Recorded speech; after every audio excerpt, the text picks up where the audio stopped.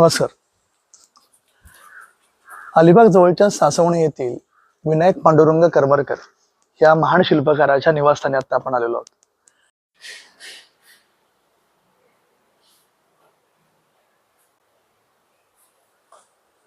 या वरच्याही मजल्यावर काही शिल्प आहेत, आपण ती पाहूयात.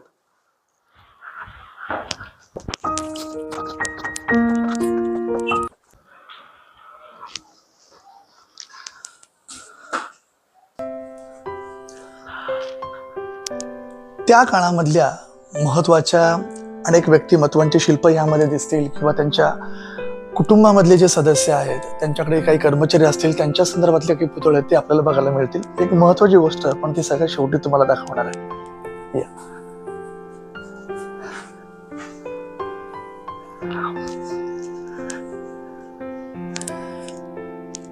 गुरं राखणाऱ्या मेंढपाळाचं शिल्प आहे आणि बरोबर नेमके ते भाव पकडण्याचा टिपण्याचा प्रयत्न या शिल्पकार करमरकरांनी केलेला आहे. माझ्याजवळ जर काठी असते तर मी पण आता अशाच पद्धतीने तो निवांतपणा अनुभवला असता.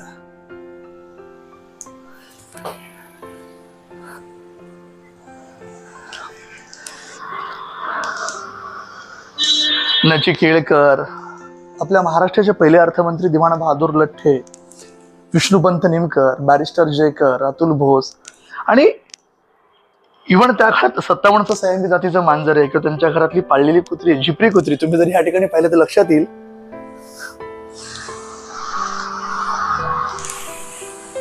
त्यांचं सहाय्य केरा कुत्रा, त्यांनी त्यांच्या घरामध्ये जे काही पाळलेले प्राणी आहेत त्यांना देखील तितकंच मानाचं स्थान दिलेलं आहे या शिल्पकृतींमध्ये सुद्धा. फार छान आहे. सासवणीचा समुद्र बघायला आपण सगळेजण येतो, पण आज आवर्जून आम्ही करमरकरांची शिल्प बघण्यासाठी आलेलो.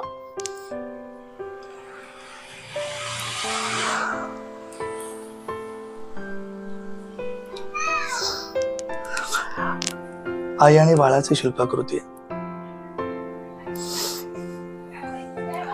शेरपा तेनसिंग,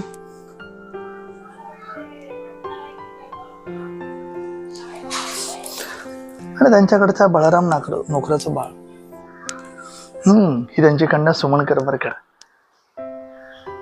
किती गोड शिल्प आहे. तो निरागसपणा, चेहऱ्याचे भाव अगदी हुबेहूब टिपण्याचा प्रयत्न केला त्यांनी.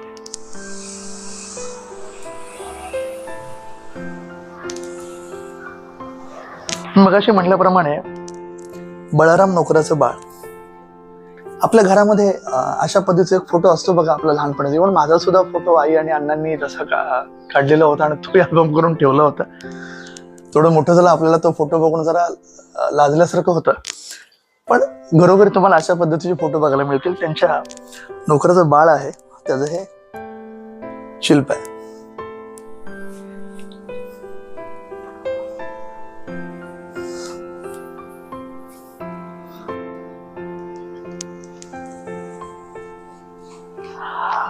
अशी अनेक सुंदर दुर्मिळ शिल्प तुम्हाला सासवडीमध्ये करमरकरांच्या खासगी निवासस्थानामध्ये बघायला मिळते. शुल्क अगदी नाममात्र.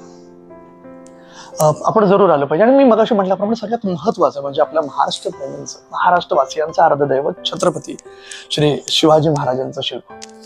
पुण्यामध्ये श्री शिवाजी प्रिपरेटरी मिलिटरी स्कूलच्या प्रांगणामध्ये छत्रपती श्री शिवाजी महाराजांचा जो अश्वारूढ पुतळा आपल्याला पाहायला मिळतो ही त्याची प्रतिकृती. आता ही प्रतिकृती इकडे काय, त्याचं कारण असं की करमरकरांनी हा पुतळा बनवला होता. 16 जून 1928 मध्ये तो पुतळा त्याचं अनावरण करण्यात आलं पुण्यामध्ये. राजर्षी शाहू महाराजांची इच्छा होती की तशा पद्धतीचं एक सुंदर शिल्प छत्रपती श्री शिवाजी महाराजांचं संस्थेच्या प्रांगणामध्ये असावं. 1928ला 16 जूनला ह्याचं अनावरण करण्यात आलं आणि तेव्हाचे मुंबईचे गव्हर्नर लेस्ली विल्सन यांच्या शुभ हस्ते या शिल्पाचं अनावरण त्या ठिकाणी करण्यात आलं. करमरकरांच्या एकंदरीत त्यांच्या वाटचालीमध्ये अशा अनेक पद्धतीच्या कलाकृती त्यांनी निर्माण केल्या आणि तो ठेवा आपल्याला ह्या निमित्ताने इथं बघायला मिळतं. वेगवेगळी शिल्प जिथं स्थापित केली तिथं तर बघायला मिळतील, पण त्यांच्या प्रतिकृती तुम्हाला या ठिकाणी बघायला मिळते. मला असं म्हणायचं आहे, अशा पद्धतीने आपल्या आजूबाजूला फार मोठा ठेवा असतो. हा ठेवा आपण सगळ्यांनी सांभाळला पाहिजे, जतन केला पाहिजे आणि पुढे नेला पाहिजे. धन्यवाद.